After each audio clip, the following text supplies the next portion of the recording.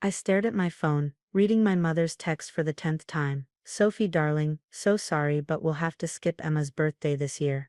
Times are tough, you know how it is. Give our little granddaughter a hug. My 8-year-old daughter, Emma, peeked over my shoulder, her excitement fading as she recognized her grandmother's name on the screen. Are grandma and grandpa not coming to my party? They're just busy, sweetie, I lied, quickly putting my phone away. I couldn't tell her the truth, that her grandparents had once again chosen to disappoint her while lavishing attention on her cousins. My name is Sophie Chen, and I've spent years watching my parents play favorites with their grandchildren. My sister Victoria's kids got the lavish gifts, the surprise visits, the proud Facebook posts. Emma got forgotten birthdays and last-minute cancellations. I was putting the finishing touches on Emma's homemade birthday cake. She'd asked for a galaxy theme, and I'd spent hours getting the purple and blue fondant just right, when my laptop pinged with a new email. Monthly statement, Platinum card members. I almost deleted it, thinking it was spam, until I noticed it was addressed to my mother, Barbara Wilson. She must have typed her email wrong again. Our addresses were similar, and she'd never been good with technology. I shouldn't have opened it. I should have just forwarded it to her correct address. But something made me click. My hands started shaking as I scrolled through the statement. There it was, in black and white, $25,000 in charges over the last month alone. Designer clothes from Nordstrom. For my precious grandbabies. According to the gift message. A deposit for a Disney World vacation. iPad Pros for each of Victoria's 3 kids. Mommy? Emma's voice made me jump. Can I help with my cake? I quickly closed the laptop, forcing a smile.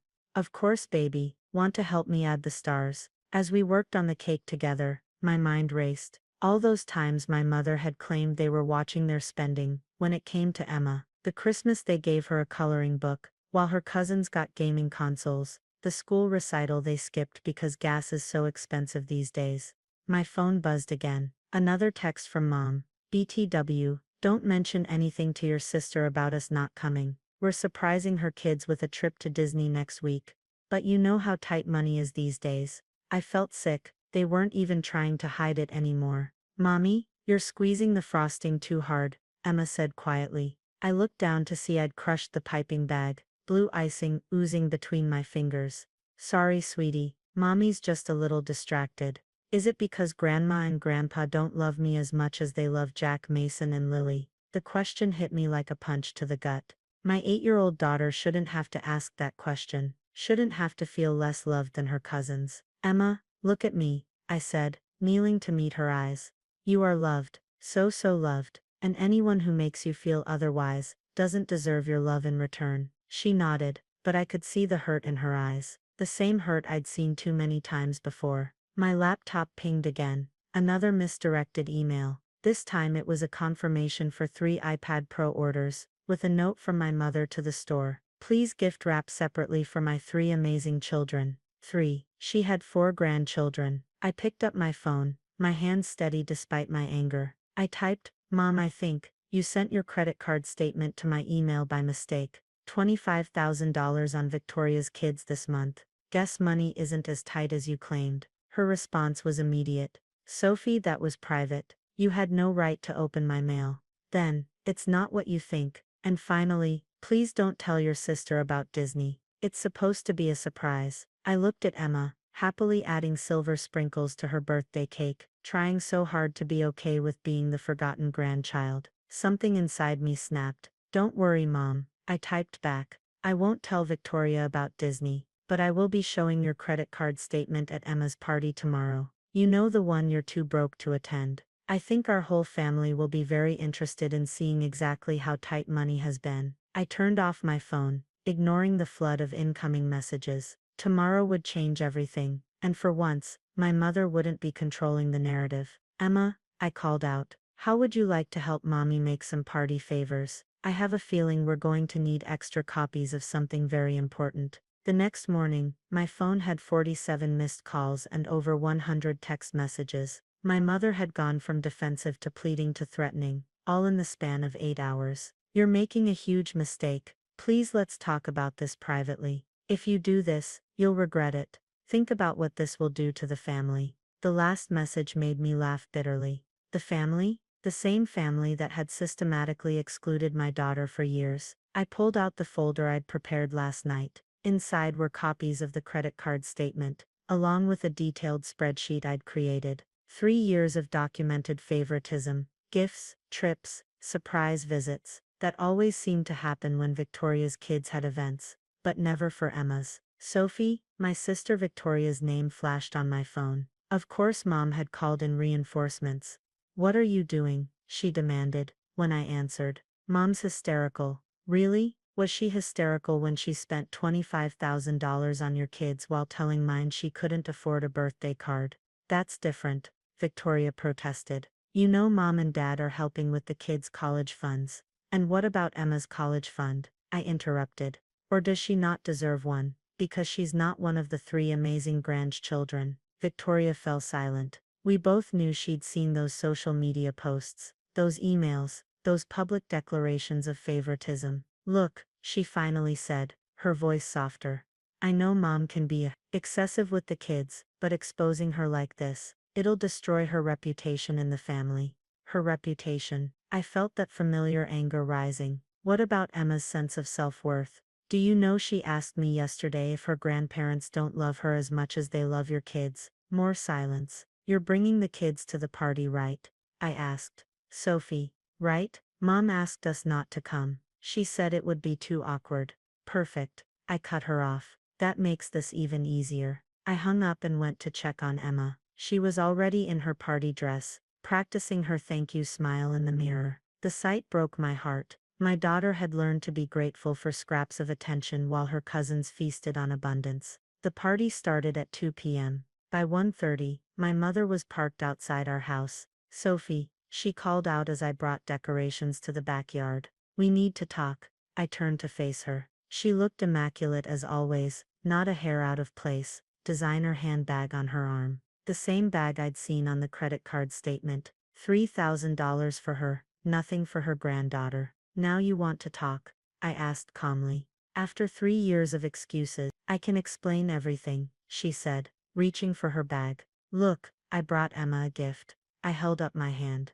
"Let me guess. You rushed out this morning and bought something to cover yourself. Probably spent more than you needed to, hoping to buy my silence." The guilty flash in her eyes confirmed it. "The party starts in 30 minutes. I continued. "You're welcome to stay. Every guest will receive a lovely party favor. A detailed record of your spending on grandchildren over the past 3 years, color-coded for clarity." "You wouldn't dare," she whispered.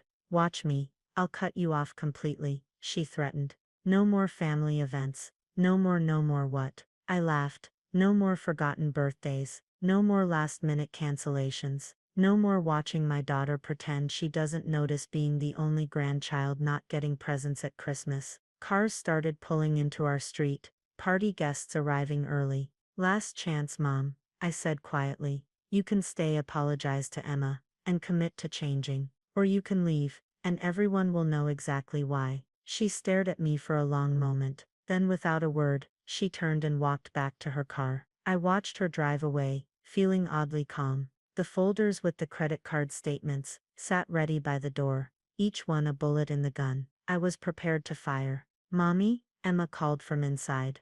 "Is Grandma coming to my party?" I took a deep breath. "No, sweetie, but you know what? That's okay. Because today is about celebrating you with people who truly love you." As guests started arriving, I saw Emma's face light up at each genuine smile, each heartfelt hug, each person who chose to be there for her. And I knew I'd made the right choice. The folders stayed by the door. I didn't need them anymore. My mother's empty parking space said everything that needed to be said. Let them have their Disney trips and designer clothes. My daughter deserved something better. The truth, and a mother who would fight for her. The party was about to begin, and for once there would be no pretending. 6 months after Emma's birthday party, I sat in my home office, staring at an unexpected email. The subject line read, "I'm sorry, please read." The last half year had been transformative. After my mother's dramatic exit from Emma's birthday, the family had split into clear factions. Victoria stopped speaking to me entirely. My father sent occasional texts, always brief, always careful. But Emma, she blossomed. without the constant reminder of her secondary status in her grandparents' eyes. My daughter started standing taller, smiling more, pursuing her interests without wondering if they were good enough for grandma's approval. I opened the email. Dear Sophie, I found Emma's report card in my misdirected mail today. Straight as, science fair winner. Teacher's commendation. I realized I don't even know what subject she loves most. While I can recite all of Victoria's kids' activities by heart, I've been seeing a therapist. She helped me understand something. I wasn't just hurting Emma. I was recreating my own mother's pattern of favoritism, the same pain I swore I'd never pass down. I don't expect forgiveness, but I would like to meet. Just us. Mom, I showed the email to Emma's therapist during our monthly check-in. Yes, I'd gotten my daughter professional help after the birthday incident. Someone needed to help her process years of subtle rejection. What do you think? I asked Dr. Martinez. What does Emma think? She replied. True to form, Emma, now 9, had developed a wisdom beyond her years. When I carefully broached the subject of meeting Grandma, she said something that stopped me in my tracks. Is she ready to love me for real this time, Mommy? Not just because she feels bad. That evening, I agreed to meet my mother at a neutral location, a coffee shop downtown. She was already there when I arrived, looking smaller somehow, less perfectly put together than I remembered. I brought something, she said before I could speak, pushing a stack of papers across the table. My credit card statements from the past 5 years, all of them. I thought, you should see what kind of person I really was. I glanced at the papers. The numbers were staggering. Tens of thousands spent on Victoria's children, designer clothes, extravagant parties, top-of-the-line everything, and Emma's column, a few token gifts, always under $50. Why? I asked simply. She took a shaky breath. Victoria reminded me of myself. Ambitious, social, always reaching for more. And her kids, they were like little mirrors of the life I wanted. Emma was different, quieter, more like me. I finished. Yes, she whispered, and I did to her exactly what my mother did to me. Pushed away the child who didn't fit my image of perfection. I just never realized, never admitted, that you were perpetuating generational trauma. She flinched at the clinical term. My therapist uses that phrase too. We sat in silence for a moment, the weight of years of hurt between us. I saw Emma's science project online, she said finally. The one about stars and dark matter. She did that all on her own. Yes, no expensive tutors, no bought advantages, just passion and hard work. She's extraordinary, my mother said softly, and I missed it. All of it. I pulled out my phone, showing her a photo of Emma's latest project, a homemade telescope she'd built from scratch. She's teaching herself astronomy now, I said.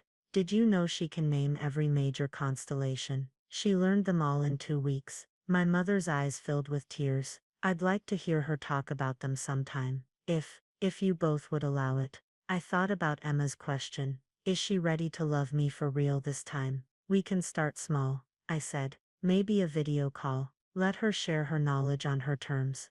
But Mom, if you ever make her feel less than precious again, I won't, she interrupted.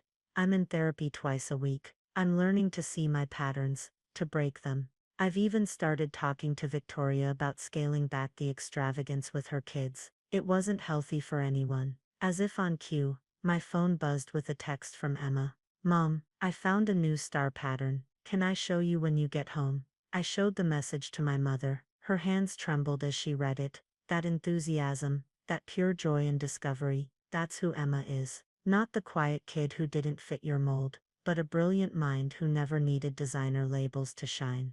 I'd like to know her, my mother said, the real her. Not the granddaughter I thought I wanted, but the amazing person she actually is. I stood up, gathering my things. I'll talk to Emma. The choice will be hers. And Mom, if she gives you another chance. I know, she nodded.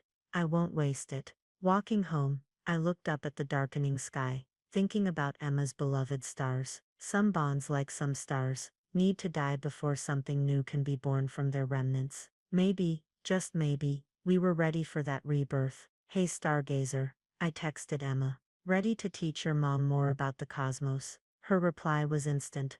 Always. And Mom, I thought about Grandma. Maybe she can learn about stars too. Everyone deserves a chance to see the light, out of the mouths of babes, as they say. My brilliant, forgiving, starlight child was ready to shine her light, even on those who had kept her in shadow. It was time for a new constellation in our family's sky.